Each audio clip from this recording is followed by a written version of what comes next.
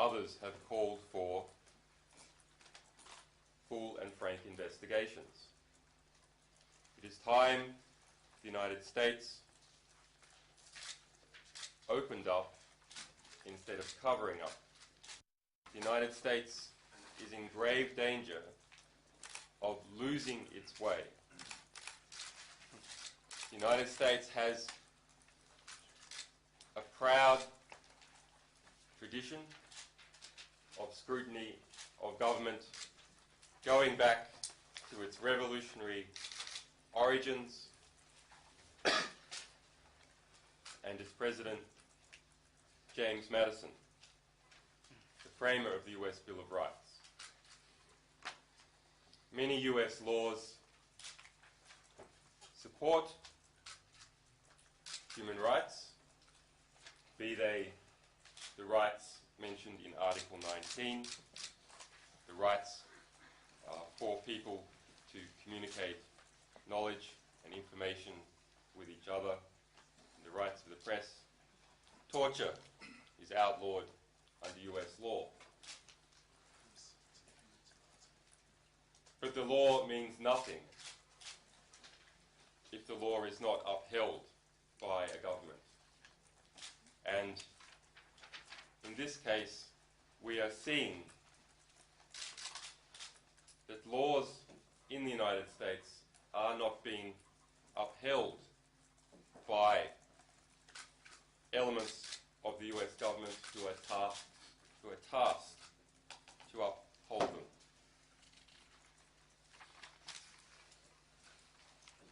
If we see a weapon, we're going to engage. The Defense Department demands that Wikileaks return immediately to the U.S. government all versions of documents obtained directly or indirectly from the Department of Defense databases or records. WikiLeaks' public disclosure last week of a large number of our documents has already threatened the safety of our troops, our allies, and Afghan citizens who are working with us to help bring about peace and stability in that part of the world.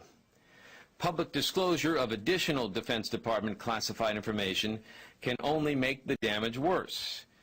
The only acceptable course is for WikiLeaks to take steps immediately to return all versions of all of these documents to the U.S. government and permanently delete them from its website, computers, and records. If doing the right thing is not good enough for them, then we will figure out what other alternatives we have to compel them to do the right thing. Let me leave it at that. That is a demand that we have chosen not to follow, and the Pentagon stated that if we did not follow its demand in destroying our previous publications and destroying our future publications, then we would be compelled to do so. When drawn on to the manner of compelling, the Pentagon refused to answer how it would compel. After the release of our Afghan war logs, which revealed extraordinary abuses by US forces, including over 300 cases of internal reports of detainee abuse in Iraq by coalition forces, and over 1,200 cases of reports of torture and abuse by Iraqi forces, the Pentagon made a similar demand of all the world's press, that the press not report that material. The manner of that demand was to use key sections from the US 1917 Espionage Act. So it is in fact not merely a statement thrown away at whim. It is designed to provide the necessary intent in the press in order to then subsequently prosecute. Those revelations carried in overseas media and by the New York Times, but were not carried by any US cable network. So in fact, those demands may have had an impact. Similarly, an earlier story on Task Force 373, a US assassination squad in Afghanistan that we discovered in the Afghan war logs, which is working its way down a kill or capture list of some 2,000 people, a list that is put together without any judicial oversight, review, or due process. That story, written for the New York Times by Eric Schmidt, New York Times reporter, was killed and did not appear in the New York Times. It did, however, appear as the front cover of Der Spiegel and was incorporated into press by The Guardian and other newspapers. So to have an understanding for what we are talking about on a human level with these reports in Iraq, let me read to you an excerpt from some of them, one sentence per report. There was also evidence of bruises on the face, back, and body. He was beaten from the 3rd day to the 7th day of his capture.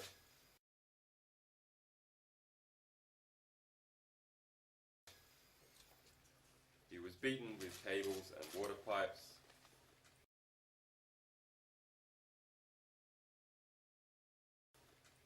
Large amounts of blood were found on the cell floor, wire used for electric shocks, and a rubber hose.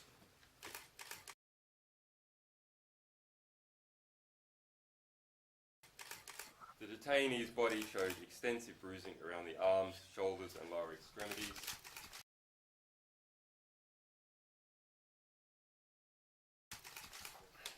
Detainee's back shows what appears to be a boot print, outlined in bruised tissue.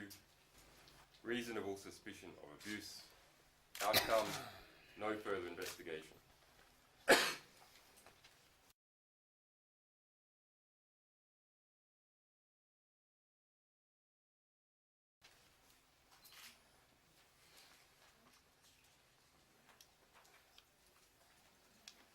Article 5 of the Universal Declaration of Human Rights states that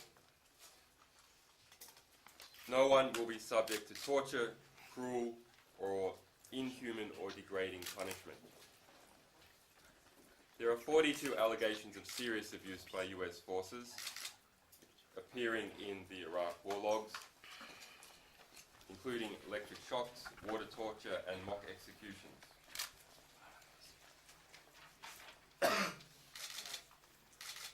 In 30 of these serious cases, the reports show that medical evidence was taken that backs up the detainee torture claims. For example, on July 11, 2006, a report states the detainee stated that after he was flex cuffed, one person sat on his chest, another on his legs, and the person punched him in the back of the head, picked up his head and slapped him, put a plastic pipe in his mouth. The persons conducting the questioning also kicked him in the sides of his body after the persons put a bag over his head. The medic, working for the US Army, concluded that the detainee did have injuries to his back which were consistent with the allegations of abuse. The war log states that a statement was taken from the detainee and pictures were taken to document the abuse. However, we are aware of no prosecution in any alleged case of US torture since Abu Ghraib.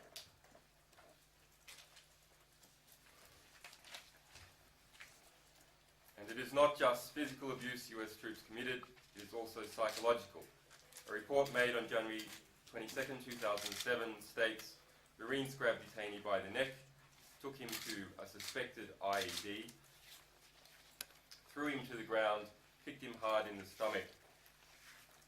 The detainee further alleged Marines made him start digging up the suspected IED, pointed a rifle to his neck while counting 1, 2, 3.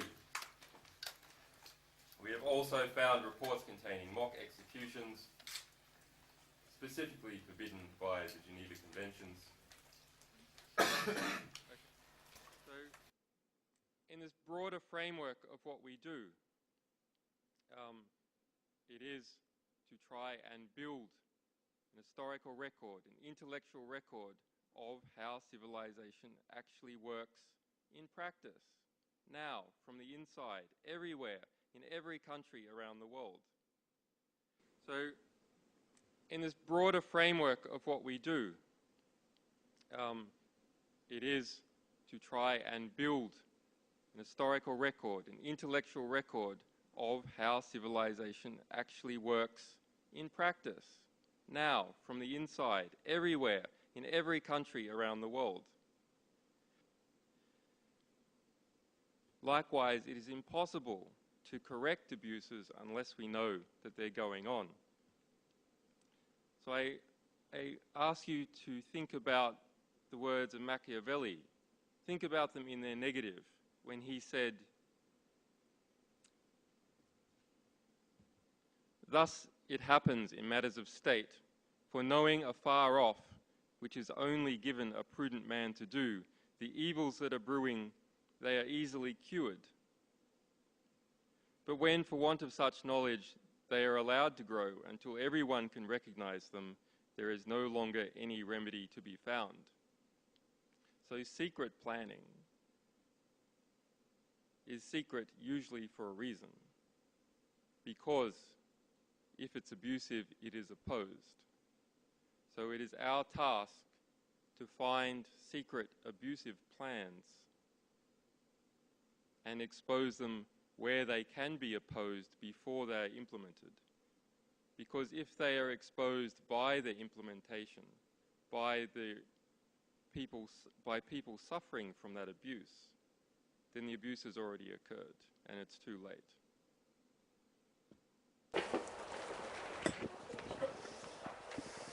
Hi, my name is Mariam. This is a question for you, Julian. The Times released an article this morning by Richard Camp, which said that by releasing these documents,